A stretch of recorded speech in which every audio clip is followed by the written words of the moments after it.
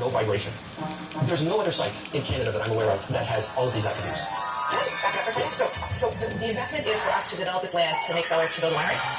Not to build a winery. Okay. Storage facility. Yes. Just for a storage facility. So I am the founder and co-owner of this much larger site. Okay. We have not launched anything. We're just completing site plan approvals. This gives you an overall setting, and that... Wait, is that housing? Correct. It is a future development of... Yes. Start going for my time frame. You need to get to the point. The townhouses and apartment style condominiums in the setting. Okay. So we're not investing in that. That's something you're doing. That's correct. I am spinning off separately. In this case, I would be selling this new corporation. This investment would be an interest in all the subterranean rights on this property. Okay. I have the ability to design up to 100,000 square feet of cellars, and then I would... Okay. So your picture started with, I want to build residential wine cellars in my block of real estate. Yes, but it's not just those who will reside here. There is... Okay. There is... The art of the pitch, Frank. The art of the pitch. Concise and to the point. Okay. I believe I can generate $5 million of project net income, and I believe that I can construct a cellar at $100 a square foot. I believe I can sell a cellar at approximately $200 a square foot. The desire and demand is there. The demand for this at $100 to $200 a square foot, I don't see. This is not California. This is Niagara on the Lake.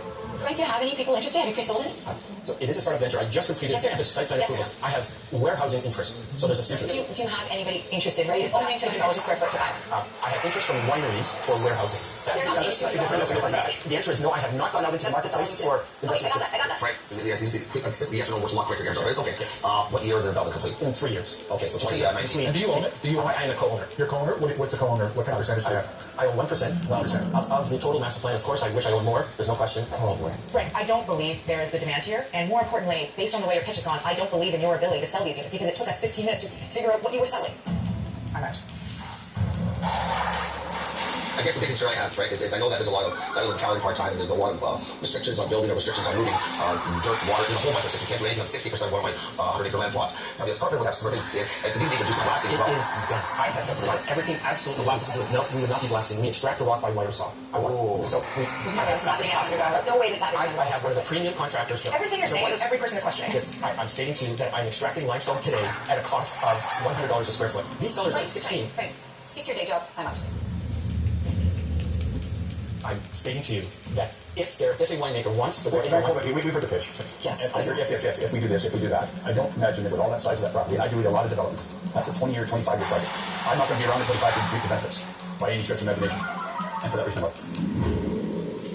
So yeah, I think it's kind of strange how you're articulating this whole concept. You know, the fact that you're a lawyer and that you work in words, it's been very difficult to get the story out in a concise manner, and probably because it is a little bit difficult to think about how you're going to build for $100 a foot.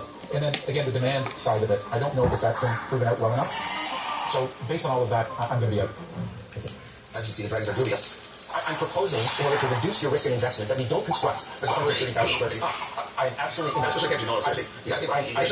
no guarantee this will complete. This is risk capital, not a loan. Or you get a bank. It's not true. So transparency is the biggest thing that you came out and did not do. You have to state the facts as they were. If you don't state the facts, at least people unsure your credibility and unsure your capability. For that reason, I'm out. Why do lawyers think they become developers? Because they see how much money people make. People can make. If you couldn't sell us an idea in less than 15 minutes, how can you ever sell a unit? Never.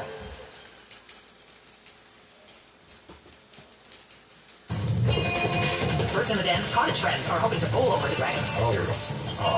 And exit as top dogs.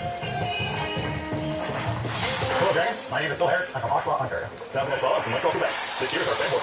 We're asking for $100,000 for 3% of our company. Enhanced Pet Bowl. Dragons, I invented the Enhanced Pet Bowl in 2011, an idea that was started to me by my current bulldog, Casey. At mealtime, she would always create a mess around the bowl and struggle just to get the food in her mouth. She would sometimes suffer from bloat, which is terrible, and she would always regurgitate. And I thought, there's got to be a better way. There's got to be a better way. Here's our princess typical dinner. You can see the mess she makes. Frenchies are noted for getting included in the wrinkles. Me too. My dog was famous for it. She would get it up her nose, and I would have to pick her nose. Terrible.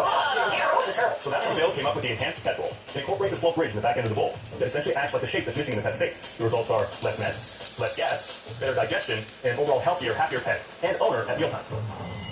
All right, buddy. I know you're hungry. So basically, if you notice what's happening is Portland's pushing bite sizes of food up on the ridge away from the mounds of food. So eating like this promotes chewing, slowing themselves down naturally, and taking a lot less air.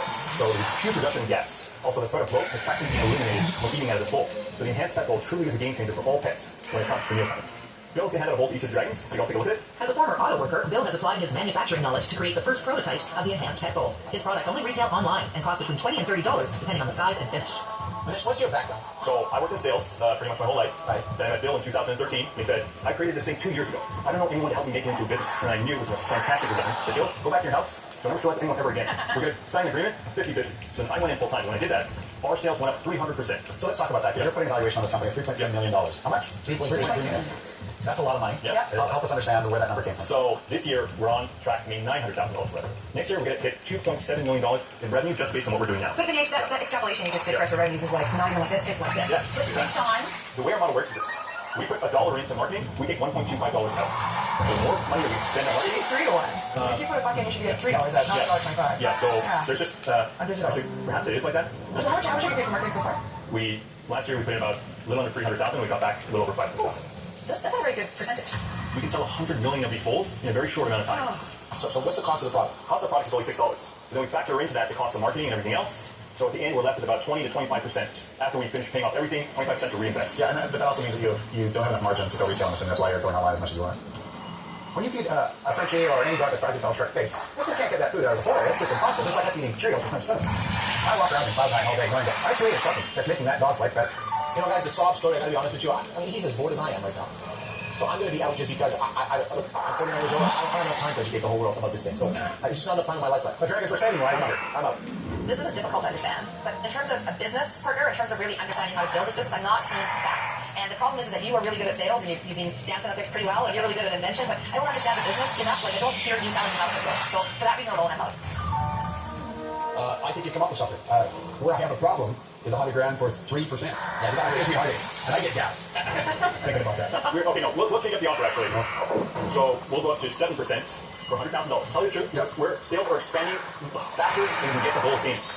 Jim, let's do it. We're not even getting justice up here. Guys, if I get a return before I'm 80, then it'd be a hell of a deal. But I'm getting all the We're fine. We've increased 50% year over year the last 2 years. I don't have the time to sit there and do stuff, so for everything. We are reintroducing, we're doing that in the week before So what you guys have here is a great product and a business that needs a lot of sharpening around the edges. Right. You can realize it has to be 3 to 1 or 4 to 1, not 1.25 to 1. And then, if you're really successful, you're going to have to defend all of the copycats that are going to come out around this. And so that needs a little bit sharpening until that comes out. We get 0.0025% of the market. That screens $30 million in annual revenue just right there. Whoa, we are just blowing it out of the park, and I'm not sure what. It's not consumable to find repeat customers or even new customers. Your ad spend is just enormous. I like products. I have no problem with products. But I gotta be honest, when you cut the value of your company in half within a handful of moments of questioning, it tells me that maybe you didn't come in fully thought out on what the real valuation was of the company, or you're maybe too desperate for a deal or whatever else. I'm just telling you, it makes me nervous.